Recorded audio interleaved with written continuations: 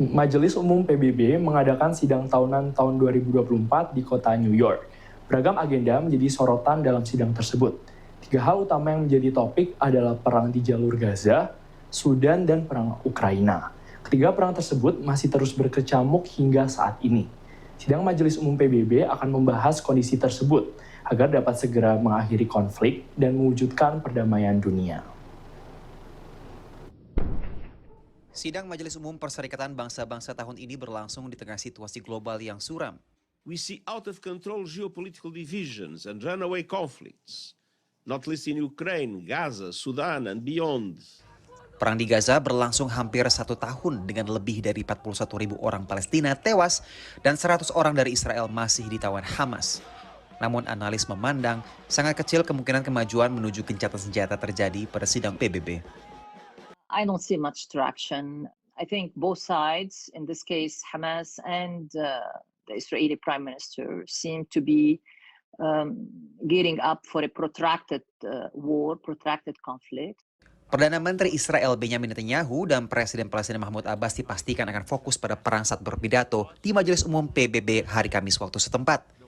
Sementara Presiden Ukraina Volodymyr Zelensky selain berpidato hari Rabu juga diagendakan menggalang dukungan militer dan senjata jarak jauh saat pertemuan Dewan Keamanan PBB mengenai Ukraina pada Selasa. For Ukraine now, the big challenge is to stop Russia advancing in eastern Ukraine.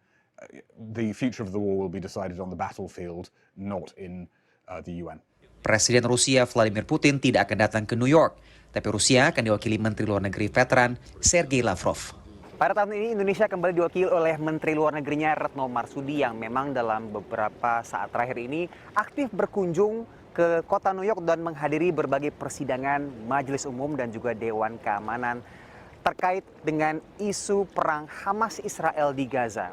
Dan ini akan menjadi kunjungan Retno Marsudi terakhir kalinya sebagai Menteri Luar Negeri Indonesia sebelum menjalani fungsi barunya sebagai utusan khusus Sekjen PBB untuk isu air pada bulan November mendatang. Di antara wajah baru yang hadir adalah Perdana Menteri Inggris Keir Starmer dan Presiden Iran Masoud Pezeshkian. Sementara Presiden AS Joe Biden mewakili AS sebagai presiden di PBB untuk terakhir kalinya. I think there is still some respect for his engagement with multilateralism, but I think there's also a lot of regret that he didn't give the UN a greater role in dealing with the war in Gaza.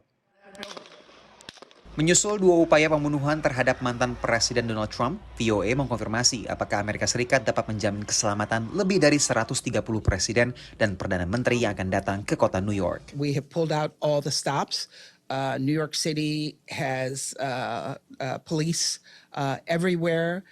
Diplomatic security is supporting Secret Service to also provide security for all the heads of state who will be here in town. Para diplomat juga akan bertemu untuk membahas perang di Sudan. Meski ada banyak inisiatif internasional, tapi belum ada gencatan senjata dan pertempuran selama 17 bulan telah menyebabkan lebih dari 10 juta orang mengungsi dan jutaan orang kelaparan. Dari kota New York, Randy Wicaksana dan tim VOA.